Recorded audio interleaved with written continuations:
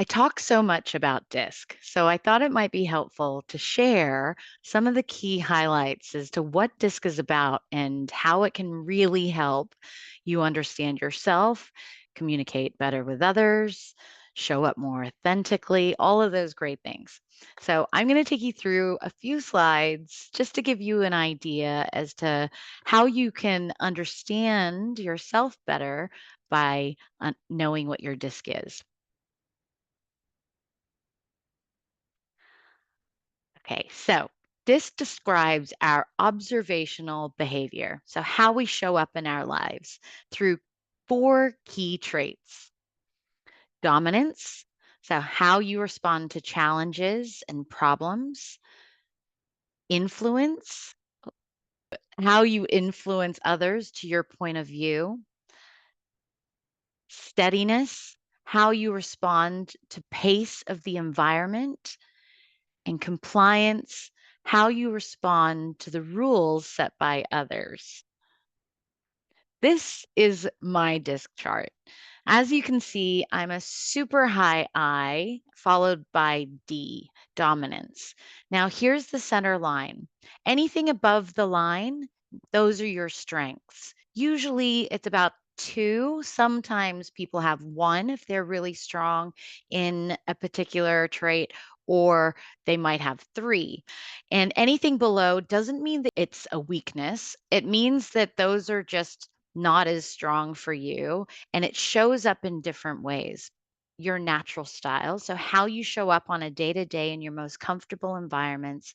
And then your adapted style is, how do you show up at work in order to be successful? What do you do to change your behavior?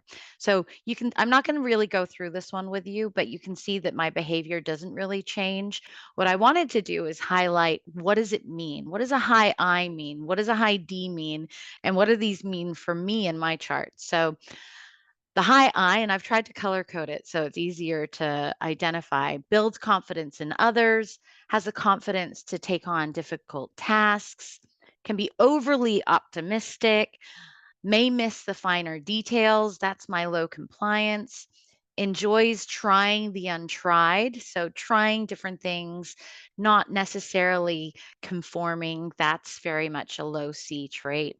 Struggles to relax and pace herself.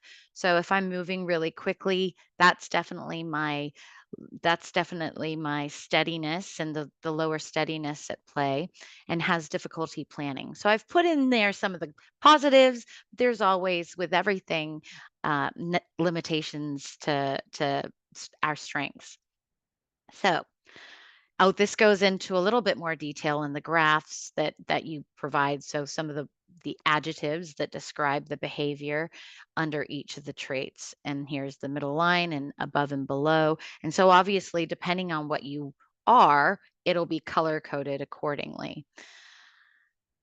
We don't want you to blend in and be like everybody else, but it is important to show up and be conscious of how your personality may be different to others and how you may have to modify or adjust your approach to form better connections. What does the DISC report cover? How you see yourself, how others see you, what you want to stay motivated so that you can continue to do really great things that you love. How do you adapt your behavior for work and areas for improvement? So I hope that this has been helpful. I wanted to really just take you through some of the high level reasons why I'm so passionate about this and how I think that it can really make an impact if you have the scientific reports that are over 20 pages long, and there's a lot of really interesting information, and I haven't yet met anybody who has said that's definitely doesn't resemble them. So if you'd like to learn more, let me know, but I hope this helped.